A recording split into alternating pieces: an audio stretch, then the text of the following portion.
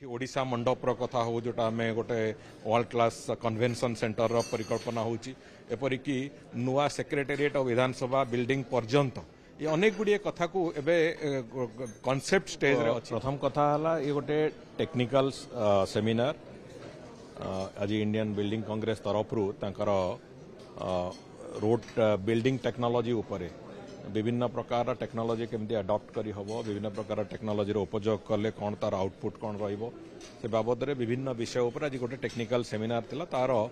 इनाग्युरल session एबे थिला। वास्तव रे ए जो टेक्निकल सेशन गुडी को कारणरू अनेक गुडी नुआ research output engineering research output कहतु अनेक गुडी नुआ तथ्य ए सब सामना को आसीबा पई एक सुजोग मिले जहा फल नेक्स्ट जेनेरेशन रो जो इंजीनियर माने जो माने काम करूचंती सेमानक पई काम करिवा पई गोटे बेटर ग्राउंड बेटर फैसिलिटी तांको पई तयारी होवा पई गोटे सुजोग सृष्टि हो जे सबु को आखि आगे रखी कि जो बड़ी भाव में आज अनेक गुड़िए भल टॉपिक रो आलोचना भी हबो आमे जो लक्ष्य रखीचु जे डिजास्टर रेजिलिएंट बिल्डिंग तयारी होबा दरकार अछि। ओडिशा गोटे डिजास्टर प्रोन राज्य होइथिबा कारणरू जेमति साइक्लोन प्रूफ बिल्डिंग तयारी करिवार आवश्यकता अनेक जगह रे आसुची। हमर जो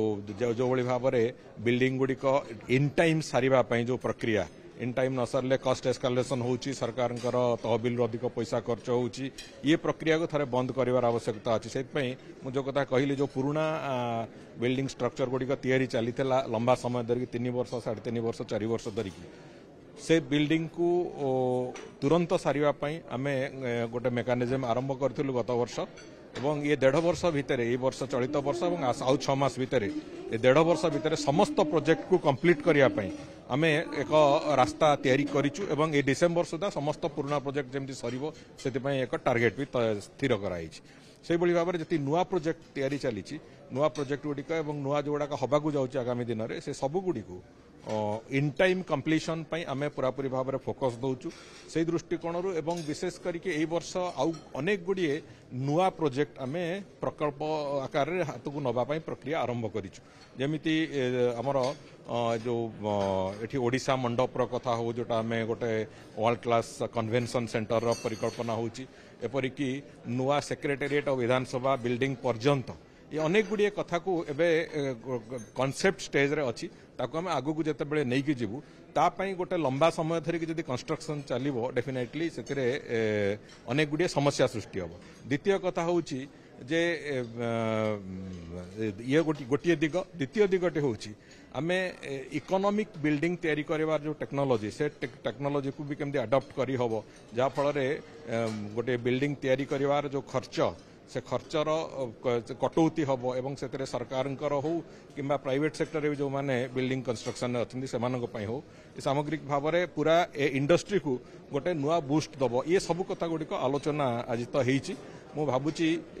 आगु को जीवाई एवं नेक्स्ट जेनेरेशन जो इंजीनियर माने काम करुचंदी सेमानंको आहुरी बेटर टेक्नोलॉजिकल सपोर्ट दवापाई प्लेटफॉर्म दवापाई आमे इटी आईबीसी भली संस्था मान सहित आमे गोटे कोलाबोरेशन सरकार जो थे कि गोटे टेक्नोलॉजी ट्रांसफर गोटे रेगुलर मीडियम तैयारी हम एवं जमती आमे गोटे सब इंजीनियर मानकर गोटे ट्रेनिंग फैसिलिटी को गोटे परमानेंट फीचर भाया ताकू नहीं चलवा आरंभ करूँ से भाई भाव में जो टेक्नोलॉजी ट्रांसफर हेले अनेक गुड़िए कथा से आगू को जीव एवं मते लगुच आमे आगामी दिन में ओडिशार इंजीनियरिंग एक्सीलेंस को ओडिशार वर्क्स डिपार्टमेंट इंजीनियरिंग एक्सीलेंस को अंतत अलगा राज्यर लोक मैंने देखा आसतु आम कौन करूँ एवं आम कौली भाव में ये कम करुचु एवं कौ टेक्नोलॉजी अडॉप्ट करुचु ताको देखा आसतु से लक्ष्य नहीं कि आम चलीचु मुझे भावुँ से जो टेक्नोलॉजी ट्रांसफर निश्चित भाव में एक